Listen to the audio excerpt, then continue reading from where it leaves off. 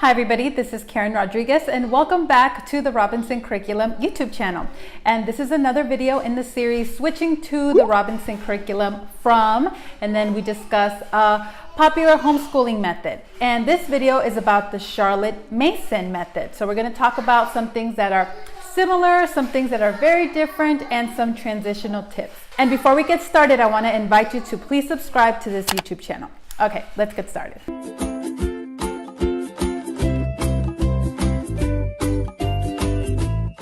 So looking at Charlotte Mason on the surface, it may seem like there are a lot of similarities. For example, favoring living books over textbooks, an emphasis on cultivating good study habits and discipline. Maybe there's a little bit of overlap with narration and copy work. However, it is very different.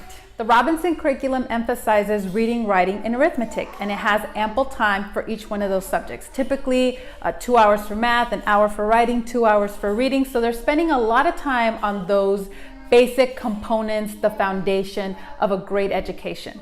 So with the Charlotte Mason method, it's very different in that it spends typically anywhere from 5 to 30 minutes on a wide range of subjects. There's subjects that the family does together, and then there are still individual studies that they must do on their own.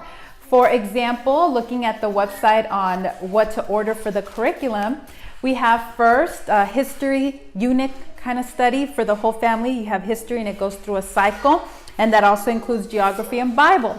Then it's also recommended to do enrichment studies as a family together, and that includes scripture memory, picture study, music study, hymn study, handcrafts and art, Shakespeare, foreign language, nature study, poetry, literature, something called habits and personal development. Then you still have individual studies by grade level, science, language arts, and math. So a sample schedule would look something like Monday, 5-minute scripture memory, 20 to 30 minutes history, 10 minutes picture study, 15 minutes foreign language, literature 20 to 30 minutes, and then you still have math, science, and language arts per student. Tuesday, instead of picture study, music study, instead of foreign language, you do habits. Wednesday, instead of picture study or music study, you do geography, and instead of habits, you do handicrafts or art.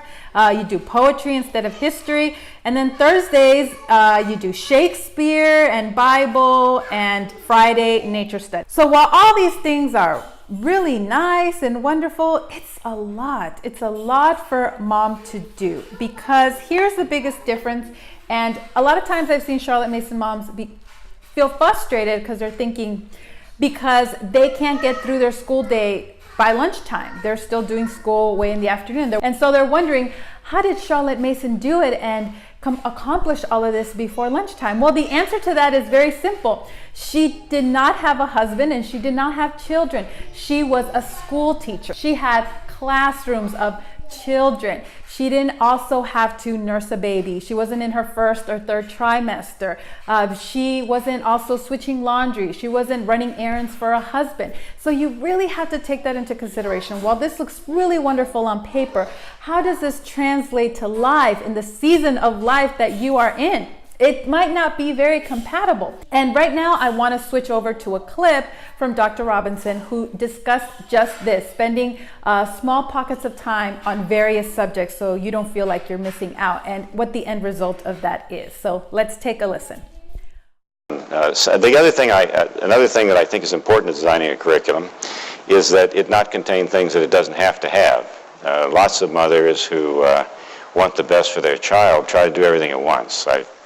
Mothers will have 14 subjects, and every time they hear about another subject, I don't want my child to be deprived of that, so they add that. Pretty soon this child is spending 10 minutes a day on each thing. Can't really learn much about anything because there's so many things, and the mother's pulling her hair out trying to develop lessons on all these things. Most things don't need to be that, most of the things that they're adding aren't necessary. We tried to teach in our home school just reading, writing, and arithmetic. Basically math, followed by writing, followed by reading. And in the reading, you get history and English and all the other things on the basis of book selection. Okay, so as you can see, this often leads to mom burnout, being overwhelmed, and so maybe that's why you're here. And that is why the Robinson curriculum often is the last thing parents try, and they find that it is the perfect curriculum that they needed. And so you're going back to the basics, 3 R's, reading, writing, and arithmetic. They're still developing good study habits. You're just removing yourself as that teacher who is constantly spoon-feeding everybody information.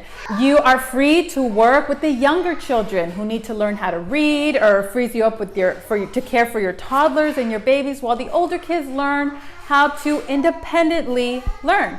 So let's talk about some transitional tips, how to make the switch from Charlotte Mason to the Robinson curriculum. Well, it should be very simple to just implement it from the start. If you're already used to doing so much of this, it will feel great to get it all off of your back and just let them focus on the 3 R's, get them their Saxon math book, have them sit at the table, read the lessons themselves, work on their problems, and then if you want to do some copy work, transition them into writing full-page essays, you can do that.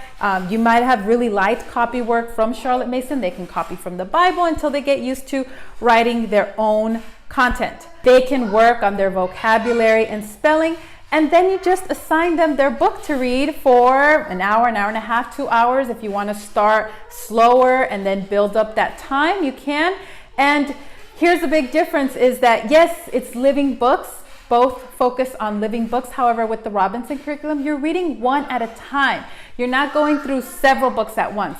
So you can really just read that one book, really enjoy it. You might be reading a literature book or a science book or a history book, geography book. You're just doing it one at a time.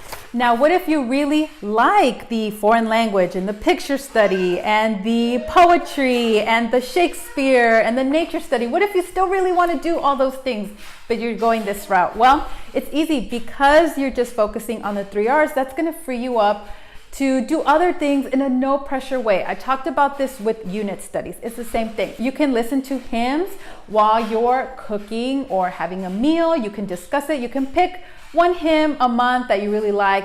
You can look it up online. You don't have to purchase a curriculum for this and find out what's the backstory on the hymn, and just talk about it. Talk about it.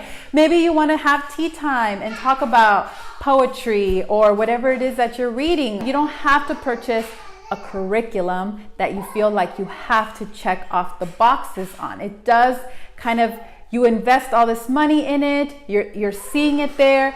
You obviously want to check off those boxes, and it's just something added to your day. For nature study, you can just go outside and enjoy the fresh air and get some exercise. And scripture memory is something that, again, you really don't need a curriculum for. Just pick a chapter that you want to memorize from the Bible or a few verses and just work on them during Bible time in the morning. It's just as simple as it needs to be, and I think you will like the fact that you will save a lot of money.